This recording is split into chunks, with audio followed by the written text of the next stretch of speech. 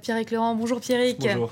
Le plan de sauvetage de Chypre fait évidemment débat ce matin dans la presse, avec d'abord 2 dessins qui en disent plus long que des articles. Oui, d'abord ce dessin publié dans le China Daily ce matin, l'euro, vous allez le voir, apparaît en médecin qui voit défiler les États membres les uns après les autres, blessés. On se souvient bien sûr de la Grèce, du Portugal, et vous regardez, c'est à présent au tour de Chypre, avec un plan qui fait débat, puisque les Chypriotes vont être obligés de payer de leur poche donc pour sauver leur île. Autre dessin justement sur le site chypriote Politis qui montre le président de Chypre en train de se faire raser la tête. Regardez, à gauche par Angela Merkel, la chancelière allemande, à droite par Christine Lagarde, la patronne du FMI, et puis en bas par le ministre allemand des Finances qui semble même prêt à s'attaquer à d'autres parties de son corps. L'idée, c'est évidemment que ce plan a été imposé par Berlin et le FMI. Alors, ce qui choque également le Wall Street Journal, c'est la mise à contribution de ces petits épargnants. Oui, il y a une différence près, c'est que pour le Wall Street Journal, ce n'est pas seulement Berlin et le FMI qui ont imposé cette taxe exceptionnelle sur tous les comptes détenus à Chypre.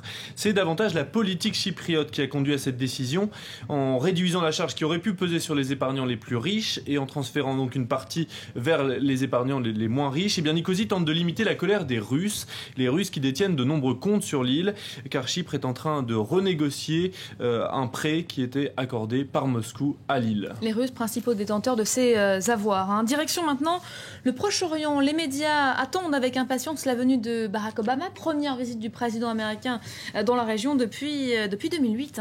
Avec d'abord une photo prise dans la vieille ville de Jérusalem et qu'on retrouve dans The Guardian. On voit en arrière-plan une religieuse chrétienne qui passe devant un stand où sont vendus des t-shirts. Et regardez, sur ces t-shirts, on voit Barack Obama en juif orthodoxe ou en palestinien.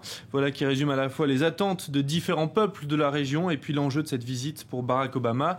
Mais pour The Guardian, eh bien ce voyage, c'est un peu en attendant Godot. Vous savez, la pièce de Samuel Beckett où 2 vagabonds attendent qu'un homme qui ne viendra finalement jamais arrive et qui leur redonne espoir.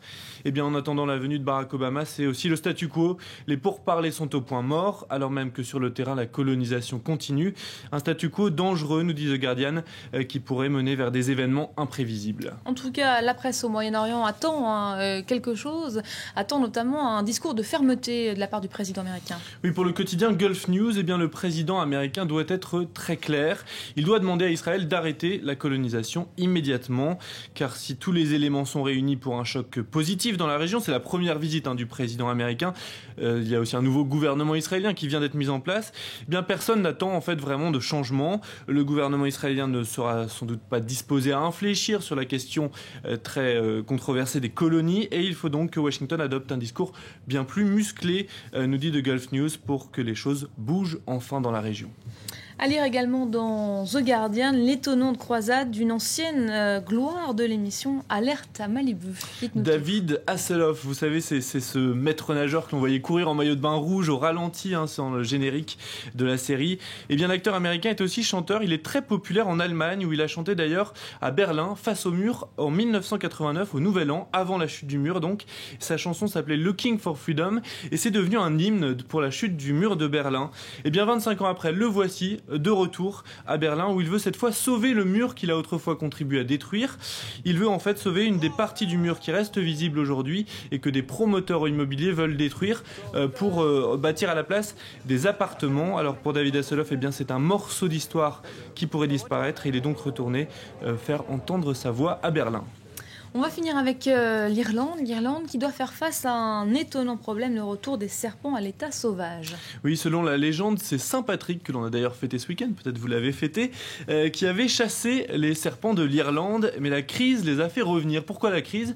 Eh bien parce que de nombreux serpents ont été achetés par les Irlandais comme animaux de compagnie. Quand l'économie était en plein boom, c'était très à la mode, mais avec la crise, eh bien beaucoup d'Irlandais s'en sont débarrassés. Mais comment on se débarrasse d'un serpent ? Eh bien parfois en le relâchant tout simplement dans la nature. Donc de nombreux serpents de variétés qui viennent du monde entier ont été retrouvés en Irlande et c'est le gouvernement qui doit désormais gérer cette crise un peu inattendue. Merci beaucoup Pierrick, c'était la revue de presse internationale. 9h19 à Paris, enfin un point tout de suite sur les principaux titres de l'actualité. L'accord conclu n'est pas celui que nous